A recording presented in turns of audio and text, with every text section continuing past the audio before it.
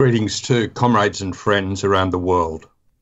For the first time since the Cuban Missile Crisis in 1962, workers around the world confront the real and immediate danger of nuclear war. Amid a rising frenzy of media vilification of North Korea, the Trump administration has repeatedly declared that it will not tolerate that country's continued nuclear and missile testing, and that all options are on the table to stop it.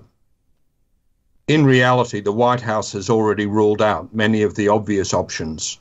Secretary of State Rex Tillerson has rejected any talks with the North Korean regime unless it submits to Washington's demands in advance.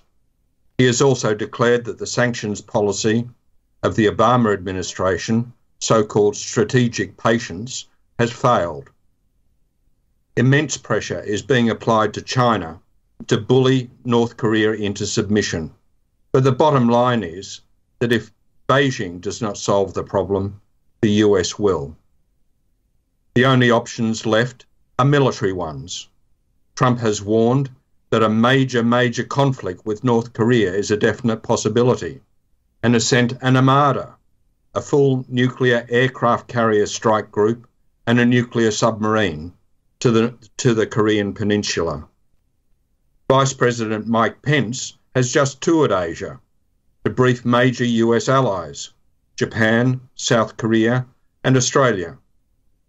Washington has forced military forces in all three countries, as well as Guam, tied together by communications, targeting and spying systems in which Australian bases such as Pine Gap play a central role. The sheer recklessness of the Trump administration is underscored by its determination to keep everyone in the dark about its plans, a game of brinkmanship that greatly heightens the danger of a war in which millions would die. Why is the Trump administration preparing a war against North Korea, a small, impoverished country devastated by decades of a US-led embargo?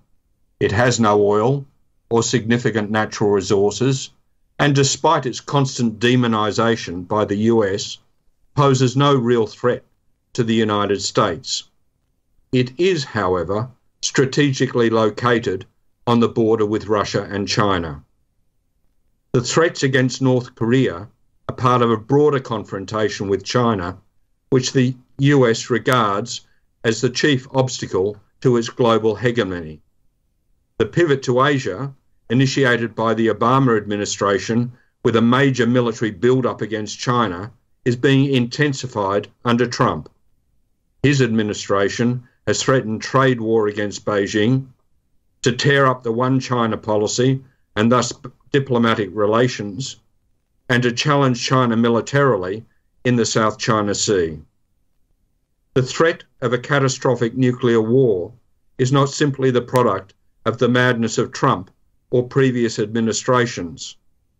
Rather, it is being generated by an insane social order, the capitalist system, and its outmoded division of the world into competing nation states. The US drive to war against China and Russia, as well as in the Middle East and Eastern Europe, is a desperate attempt to extricate itself from a worsening economic and social crisis and to assert its domination of Asia and the world. The lessons of the Russian Revolution a century ago demonstrate that the danger of war can only be ended through socialist revolution. On May Day, the day that marks the international unity of the working class, workers in the United States, China, both Koreas, Japan, Australia, throughout Asia and the world need to answer the threat of war with the building of a movement that sets as its task the abolition of the profit system that produces war. The danger of nuclear conflict cannot be overcome through pacifist phrasemongering or futile appeals to capitalist governments, which are all committed to ruthlessly pursuing their economic and strategic interests. Nor should there be any illusions that the United States will refrain from using nuclear weapons because of the sheer scale of the devastation involved. The phrase, thinking the unthinkable, coined by the notorious Cold War strategist Herman Kahn in the 1950s, is again being discussed in Washington's strategic circles. The Obama administration committed $1 trillion over the next 30 years to upgrading the US nuclear arsenal. And far from defending the North Korean people, the Pyongyang regime's efforts to assemble a rudimentary nuclear arsenal only compound the danger of nuclear war. The US has declared it will meet any attempt by North Korea to use its nuclear weapons with an effective and overwhelming response. In 1945, US imperialism dropped atomic bombs on Hiroshima and Nagasaki as a warning to the Soviet Union and to the rest of the world.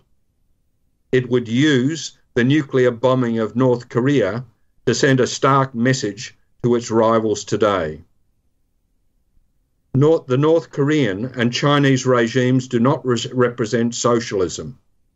Deeply hostile to socialist internationalism, both propagate the poisonous fumes of nationalism and chauvinism that divide the international working class. The Chinese Communist Party defends the interests of the tiny, ultra-rich elite that has benefited from capitalist restoration. It oscillates between craven efforts to strike a deal with US imperialism at the expense of North Korea and expanding its own military apparatus. Both only heighten the danger of conflict. Awareness is growing among workers and youth of the imminent danger of conflict, along with a healthy distrust in the deluge of propaganda and widespread opposition to war. The lack of an anti-war movement today is the responsibility of definite political forces, especially the various pseudo-left organisations, those that led, or rather misled, the mass demonstrations around the world in 2003 against the US invasion of Iraq have swung sharply to the right, backing the US-led regime change operations in Libya and Syria. Their unscientific and ahistorical characterisation of China as an imperialist power dovetails with the State Department's denunciations of Chinese aggression and expansionism. The International Committee of the Fourth International and its organ, the World Socialist website, are alone in exposing the machinations of US imperialism and its allies in Asia and around the world, and in building an international anti-war movement of the working class to halt the drive to a disastrous world war. This is an urgent task. We appeal on May Day to workers in every country to join us in our efforts to build the necessary revolutionary leadership for the struggles that lie directly ahead. Thank you.